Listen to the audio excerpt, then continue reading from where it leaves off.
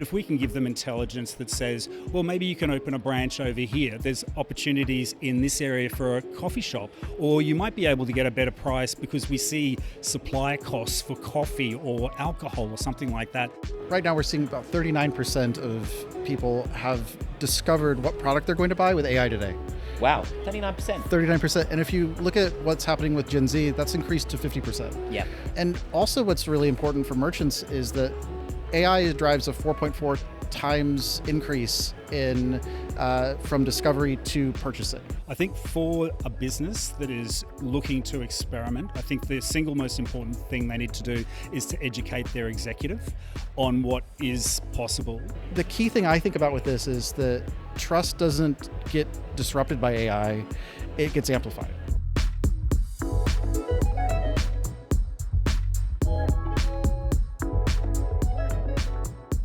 So welcome to the AP Plus Point of View podcast. We're coming to you live today from Beyond Tomorrow, our annual payment summit.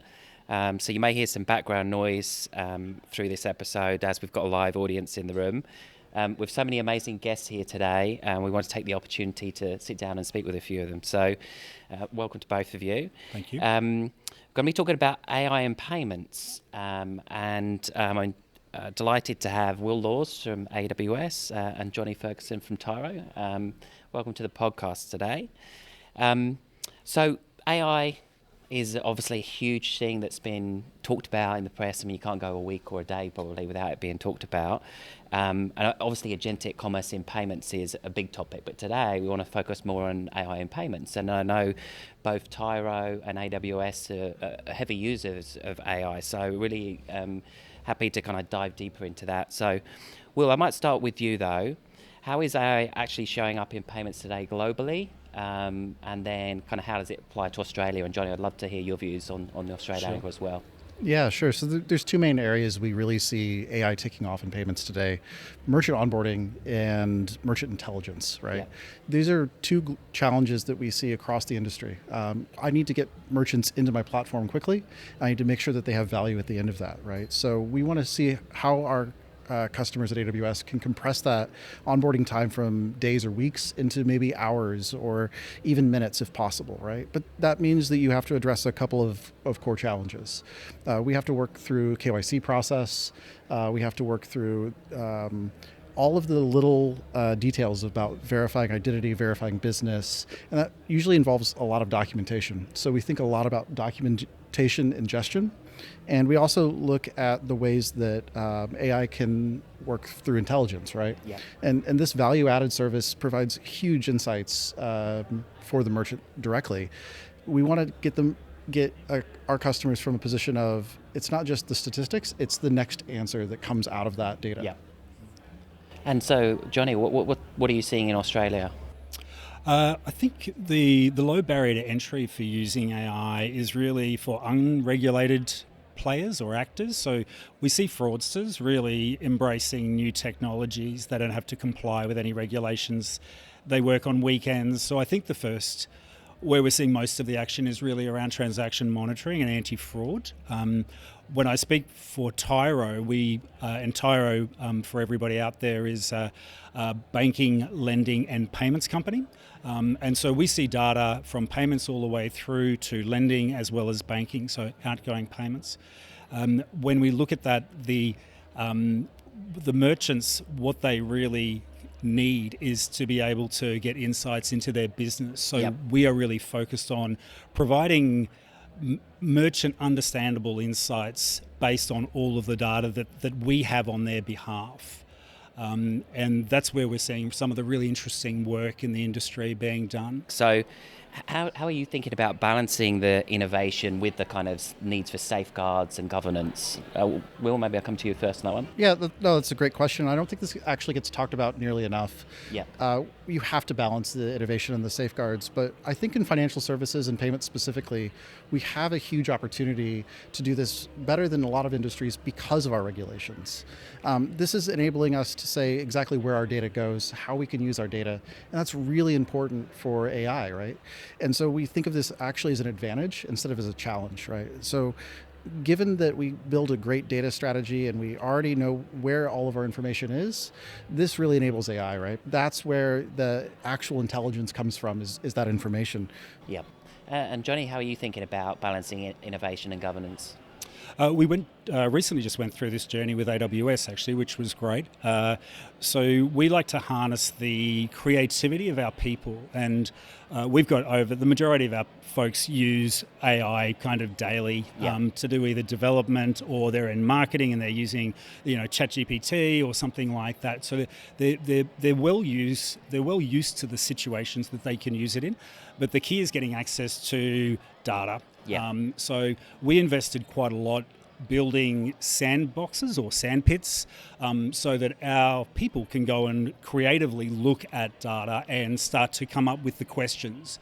Like folks often answer this question with, start with the business problem or the customer problem. Sometimes you actually don't know that concretely, and so asking the data yourself to look at problems like, why is this happening? Why is there a peak in traffic here? Why are payments decreasing at this particular time of year?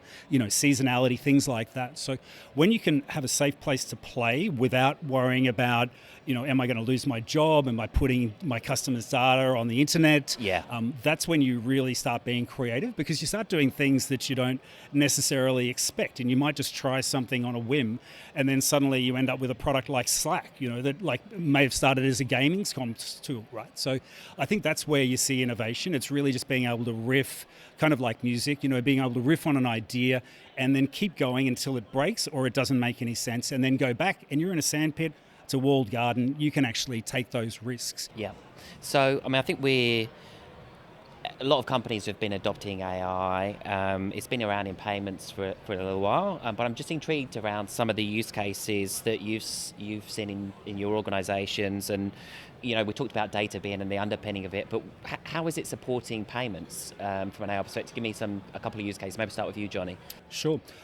So with respects to payments, as I mentioned, we're payments, banking and lending. So when you see the 360 degrees of a merchant, their incoming and outgoing payments, suddenly you have this corpus of data which is much greater than just one of those by itself. So when we see all of that, we can actually essentially provide decisioning to the merchant. So rather than giving them a dashboard that shows a graph going up or down, it's more along the lines of, the graph is going up because of this, and then this is what you can do.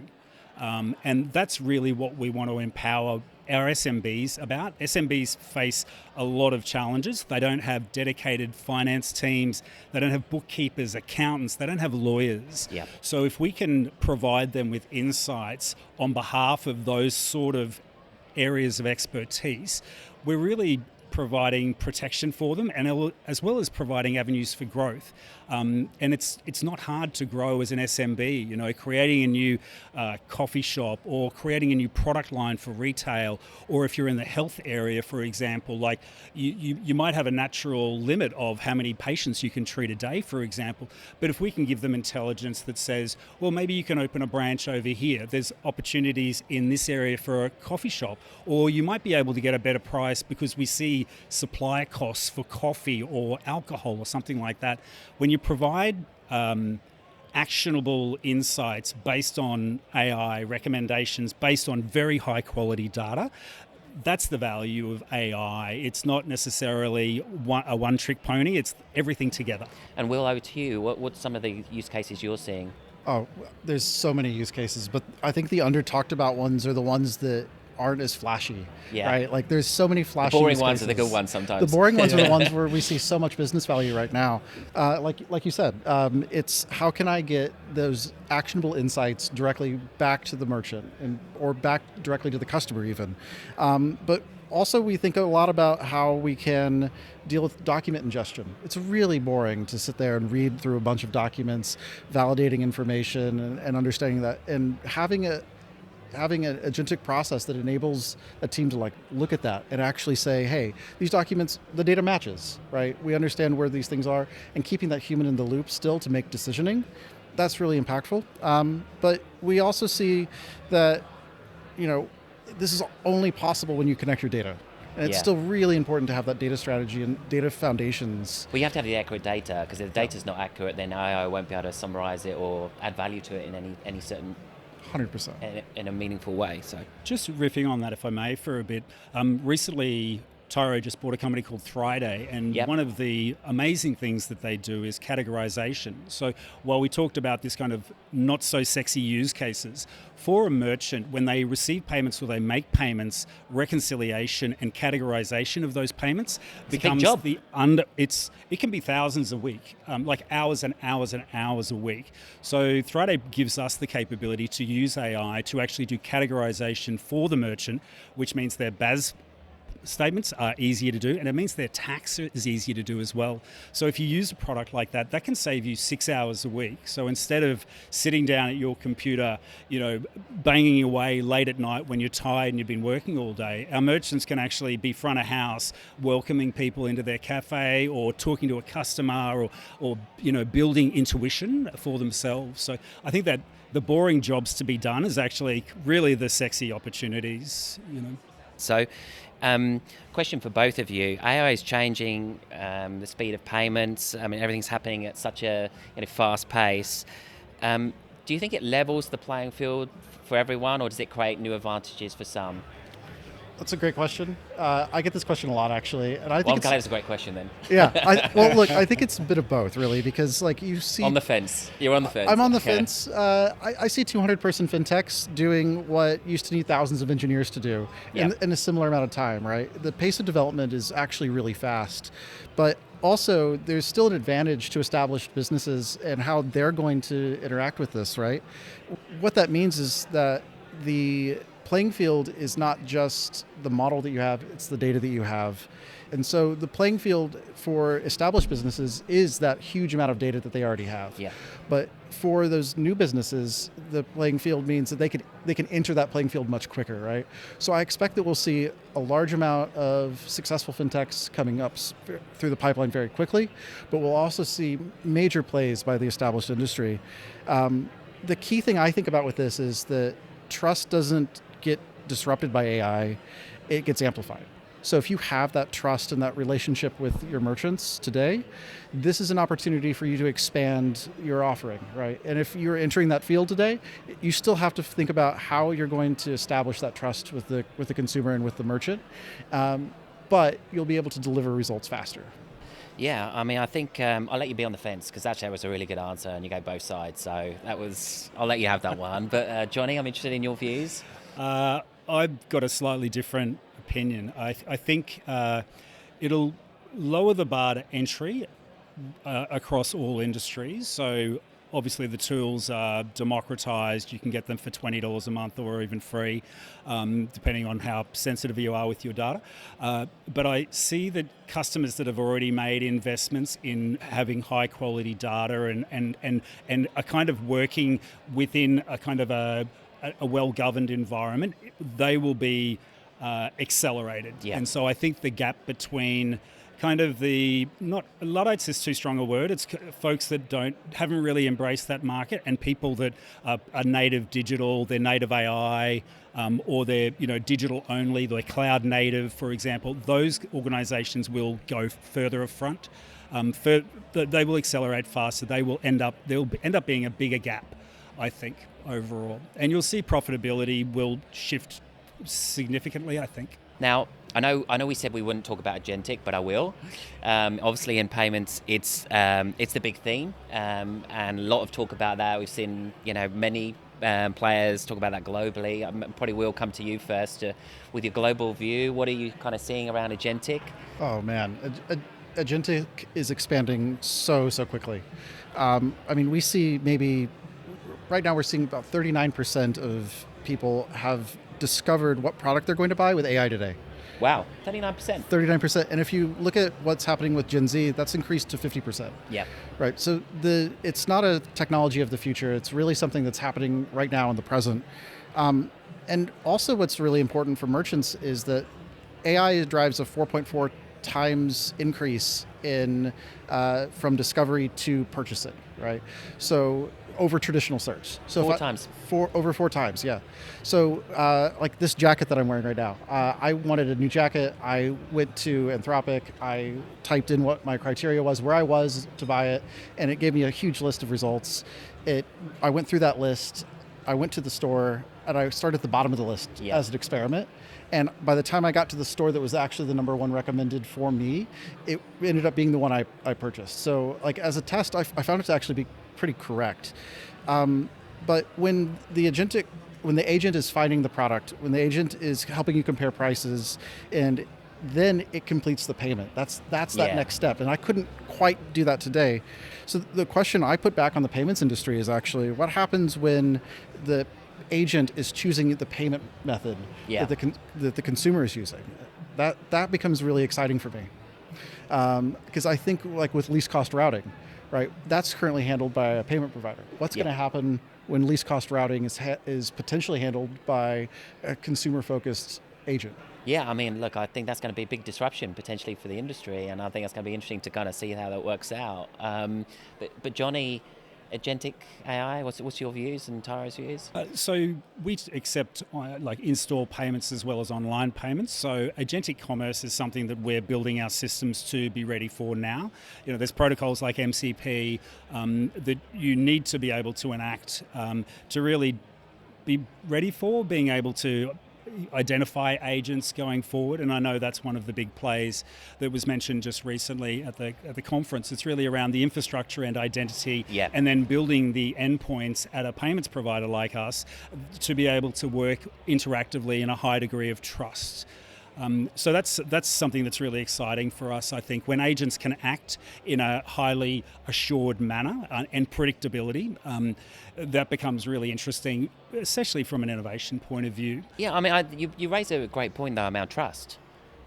So, and trust and identity coming together around that use case. You think about agentic, do you trust the bot's going to do what you expect it to do? My wife's we're going on holiday in Europe, and we've been using a lot of AI to do the kind of travel, and it's amazing how good it is. But would I go that next step to use for the payment, cross-border? That's the question for me at the moment. I don't think we're quite there yet, but I think, obviously there's a lot of players trying to solve that gap. As we look ahead to what's the art of the possible moment in our own payments, give me some things that really excite you. What's kind of happening globally? Maybe we'll start with you. So the way that developers work today is changing really rapidly. We call that process AI, Software Development Lifecycle, or AI DLC. And this is a cultural change that's happening in organizations. When I can output a huge amount of code with my team and get a deliverable executed really quickly, the business needs to evolve how it thinks about deploying that into production, right? And how to enable those teams to be even more successful with what they're trying to accomplish, right? I have some personal projects I like to work on, and I wouldn't have been able to start them 5 years ago because I didn't have the time. And now I can sit down and watch a half hour of TV and output like a little app that I like to make, and I think that's really cool. But when you apply the foundations and the guardrails that businesses have around what's possible, real work is actually getting done. Sounds like you got another SMB coming on here, Johnny, just so you know. So great, and we've got an online solution for Will. Thank you. Yeah, you get a special rate. So Johnny, what excites you? It all comes back to the SMBs for us. So tying, as I mentioned, the banking and payments directional data gives us kind of a unique proposition in the market to be able to synthesize that data and actually surface it. I think even it becomes even more powerful when it's kind of driven by natural language. So I really love the idea of, a merchant just talking to some interface that we've provided and being able to just ask questions like, just tell me which was the best performing coffee shop I had, or, which supplier is giving me the best rate, or what month last year was my biggest month. And it just coming immediately on the screen with a visual, and you'll see more from us in this space, but that sort of assistance to the merchant where it's real value, saves them real time and helps them grow, that becomes really rewarding for us overall. So one final question for both of you. What's one specific action you would like to see to drive progress in AI in payments? That's great. One action. If I had to pick just one thing. Yeah, just one. No fence sitting. No, I won't sit on the fence on this one. I would say you have to start with your data foundations, right? If you can't make those personalized suggestions or focus directly on what the merchant needs, you're not going to be capable of delivering that value. So start with one problem, pick it, solve it, build the value out, but then sit back, collect the statistics. What is the customer satisfaction on this? How am I going to iterate going forward so that I expand to the one next idea, right? Yeah. And just take it one step at a time. As your data gets richer from that process, your model and your way of working will get better, and that will provide your merchant more value. That is a flywheel. Yeah. Moving that data back into the pipeline, creating the next iteration of that. Better algorithm. Yeah, that's really important. And Johnny?